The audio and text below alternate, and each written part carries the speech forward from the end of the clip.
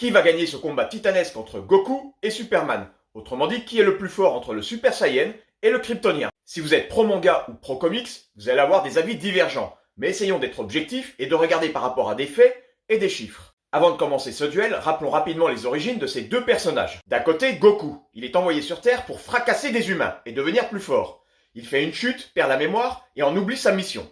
Tant mieux pour nous. Il a d'ailleurs à de nombreuses occasions sauvé la planète. Superman, lui, est envoyé sur Terre pour survivre à la destruction de sa planète. Et il défendra les humains contre les différentes menaces, tel un justicier. Même si à l'origine le tempérament des deux super-héros les oppose, finalement ils se rejoignent sur de nombreux points. Revenons à Goku. C'est une bête d'entraînement. Il s'entraîne toujours plus, recherche des adversaires de plus en plus forts et cherche à repousser ses limites. Quant à Superman, lui, on ne le voit jamais s'entraîner. Au contraire, il s'impose des barrières mentales pour restreindre sa puissance. Il cherche à maîtriser sa force et il élèvera son niveau que s'il en a besoin. Conclusion.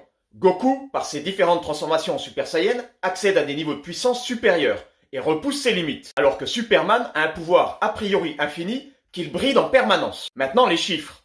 Un bourre-pif de Goku atteint une puissance d'environ 35 sextillions de mégatonnes, c'est-à-dire 35 suivi de 36 zéros. Quand Superman décoche une droite, sa puissance est de 10 octillions de mégatonnes, c'est-à-dire 10 suivi de 48 zéros. En fait, c'est comme si tu comparais la patate d'un forain à celle de Francis Ngannou. En ce qui concerne la vitesse, Goku peut se déplacer à 2,5 billions de km/h, c'est-à-dire 2000 milliards de km/h. Mais ça reste bien inférieur à notre héros en col en bleu et slip rouge, qui lui se déplace à la vitesse de 9000 milliards de km/h. Ça me paraît démentiel. Après, je sais pas comment ils ont fait pour calculer ça, mais peut-être que vous avez des infos contradictoires. En termes de force, là aussi l'écart qui les sépare est colossal, et il est à nouveau en faveur de Superman. Grâce à son ki, Goku peut soulever 160 000 tonnes, mais Superman, qui tire sa force du rayonnement solaire, peut soulever plus de 6 quintillons de tonnes, c'est-à-dire 6 suivi de 30 zéros. Des chiffres comme ça, c'est impossible à imaginer. Donc si on remet à échelle humaine, quand Goku soulève un avion, Superman soulève la Terre. Clairement, Superman dépasse Goku dans de nombreux domaines, et il paraît invincible. Même si Goku est supérieur aux Kryptoniens en termes de technique et d'expérience de combat, Superman remporte logiquement cette victoire.